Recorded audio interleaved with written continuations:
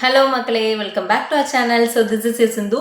நம்ம இன்னைக்கு இந்த வீடியோவில் என்ன பார்க்க போகிறோம் அப்படின்னா, சாட்டர்டே எபிசோடில் நடந்த சம்பவங்கள் ப்ளஸ் சண்டே எபிசோடில் என்ன நடக்கும் அப்படிங்கிறத நம்ம பார்க்கலாம். வாங்க நம்ம வீடியோக்குள்ளார போகலாம்.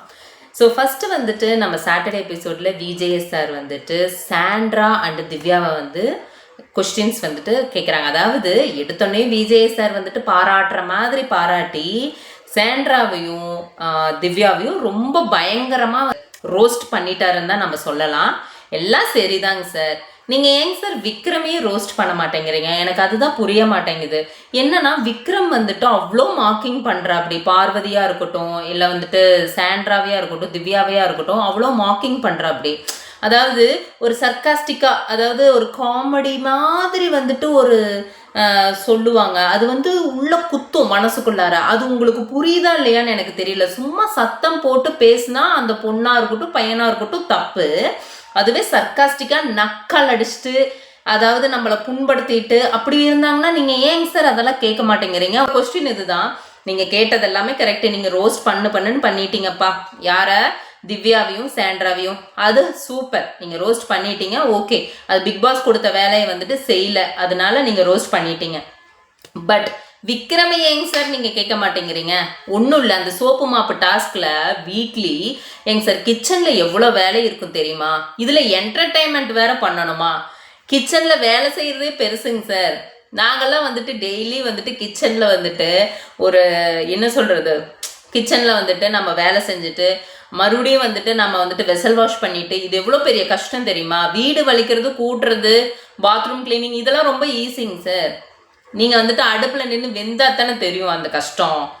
அப்போ அதில் இருக்கும்போது நீங்கள் வந்துட்டு இப்படி சொன்னீங்கன்னா அது எப்படி? நீங்களே சொல்லுங்க பார்க்கலாம். சரிங்க சார், இன்னொரு கொஸ்டின் இருக்குங்க சார் விஜய் சார்.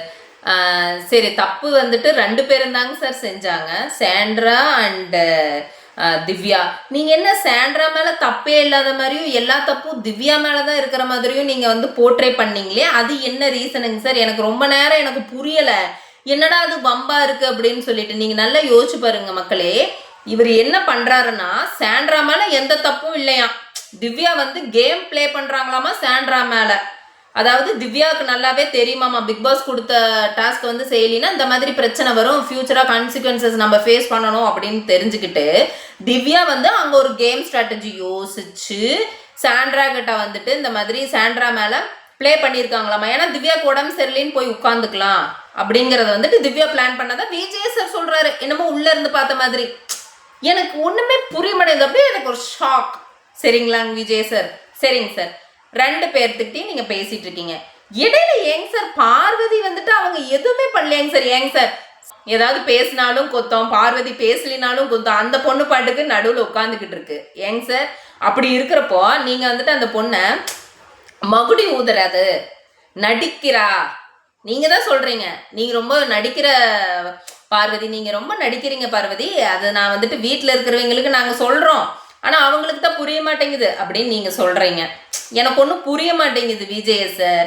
இங்கே பாருங்க விஜய் சார், எமோஷனல் பாண்டிங் கண்டிப்பாக அங்கே தேவைப்படுது. எமோஷனல் கனெக்ஷன் இருக்கணும் கண்டிப்பாக. யாராவது யாருக்காவது சப்போர்ட் பண்ணி தான் அவங்க. எப்படி இப்படி தனியாகவே இப்படி உட்காந்துக்கிட்டு பிக் பாஸில் வந்துட்டு நான் உட்கார முடியுமா?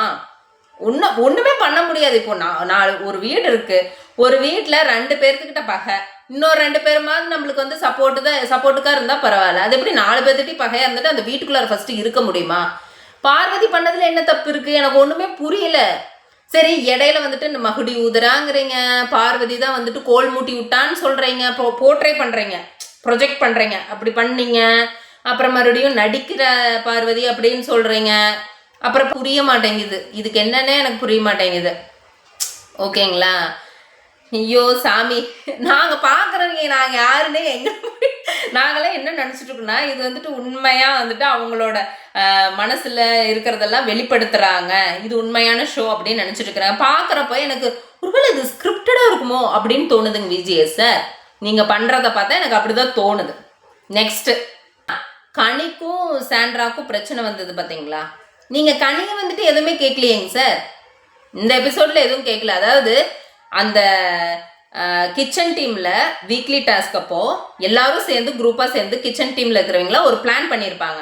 அந்த பிளானை உடச்சிட்டு வெளியே போனதே கனி தான். புரியுதுங்களா? இப்போ அதை நீங்கள் கொஸ்டினே கேட்கலைங்க சார். ஏங்க சார் விஜய் சார்? எனக்கு ஒன்றுமே புரிய மாட்டேங்குது. இதெல்லாம் நாம் மட்டும்தான் நினைக்கிறோமா, இல்லை பார்க்குற மக்களும் நினைக்கிறாங்களான்னு எனக்கு தெரிய மாட்டேங்குது. அன்பு கேங்குனா வந்துட்டு கொஞ்சம் கம்மியாகவே நீங்கள் வந்துட்டு கொஸ்டின்ஸ் கேட்குறதும், அதாவது யார் அதிகமாக பேசுகிறாங்களோ அவங்களையே பிடிச்சி ரோஸ்ட் பண்ணுறதுமே உங்களுக்கு பொழப்பா போச்சுன்னு எனக்கு தோணுதுங்க விஜய் சார். சிம்பிள். சரிங்களா? சரி விடுங்க, இதுதான் வந்து பண்ணிட்டீங்க.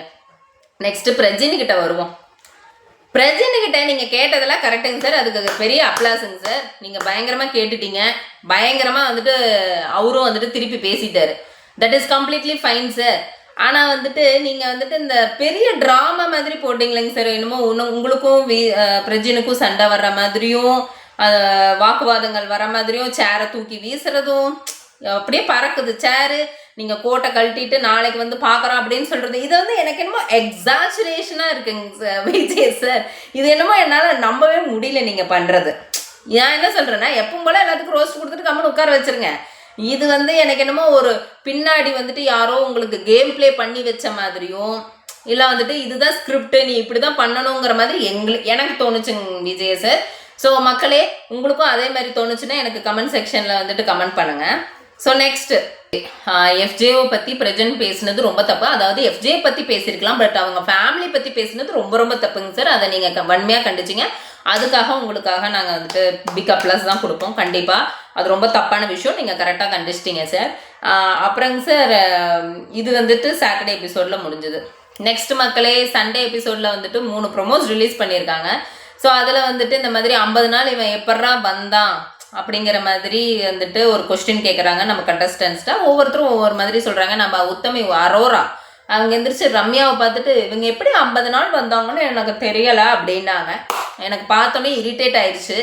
எனக்கு மண்டை மூளையில் வந்துட்டு முதல்ல பதிகிறது வந்துட்டு இந்த அரோரா தான். ஏன்னா அது மூஞ்சி இப்படி வச்சுட்டு இப்படி ஆடுறப்பவே நம்மளுக்கு வந்துட்டு டென்ஷன் தான் ஆகுது. நெக்ஸ்ட் வந்து சபரி வந்துட்டு பார்வதியை சொல்கிறப்ப, எப்பா சபரி நீ காலில் போட்டு எட்டி முதின்னு முதிச்சியே, அதுக்காக நீ எப்போவோ நாமினேட் ஆகி நீ எப்போவோ வெளியே போயிருப்ப சரியா? ஆனால் வந்துட்டு உனையெல்லாம் வீட்டுக்குள்ளார நாங்கள் வச்சுக்கிட்டு இருக்கிறோம். நீ எல்லாம் வந்துட்டு பார்வதியை நாமினேட் பண்ணுற. பார்வதி வந்து எப்படா 50 நாள் வந்தான்னு நீ சொல்கிற. பார்வதி இஸ் ஏ குட் பிளேயர்ப்பா கம்பேரிட்டிவ்லி. நெக்ஸ்ட்டு வந்துட்டு நிறைய பேர் ரம்யாவை தான் சொன்னாங்க. பார்க்கலாங்க மக்களே. அடுத்தது வந்துட்டு நாமினேஷன் பற்றி டிஸ்கஸ் பண்ணுறது நடந்தது. நெக்ஸ்ட் ப்ரோமோவில் வந்துட்டு எலிமினேஷன் ட்ராமா, அதாவது கெமிக்கும் பிரஜனுக்கும் எலிமினேஷன் ட்ராமாஸ் நடந்துச்சு. ஸோ அநேகமாக இந்த வாரம் வந்துட்டு கெமி தான் வந்துட்டு நாமினேட் ஆகி இந்த வீட்டை விட்டு வெளியே போவாங்கன்னு நினைக்கிறேன். ஸோ பார்க்கலாங்க மக்களே. ஸோ நெக்ஸ்ட்டு வீக்கில் தான், வரப்போகிற வீக்கில் தான் எப்படி விளையாடுறாங்க நம்ம கண்டஸ்டன்ஸ் அப்படிங்கிறது தெரியும். பார்க்கலாம், பொறுத்திருந்து பார்க்கலாம். எனக்கு ஒரே ஒரு சந்தோஷம், இந்த வீக்கெண்ட் எபிசோடில் வந்துட்டு கமருதீன் வந்துட்டு அரோராட்டா வந்துட்டு கொஞ்சம் க்ளோஸ் ஆகாத மாதிரி இருக்குது. ஒரு வேளை வந்துட்டு அவனுக்கு தெரிஞ்சிருச்சோ அப்படின்னு வந்துட்டு ஒரு மனசில் வந்துட்டு ஒரு சின்ன ஒரு சந்தோஷம். பார்க்கலாம், கம்மிங் எபிசோடில் தானே தெரியும். அவள் போய் என்னென்ன பேசி எப்படி மகுடி ஊதி அவள் மயக்கிறான்னு நம்மளுக்கு தெரியல. அதாவது மகுடி ஊதுறது வந்துட்டு அரோரா கமருதீன்ட்ட.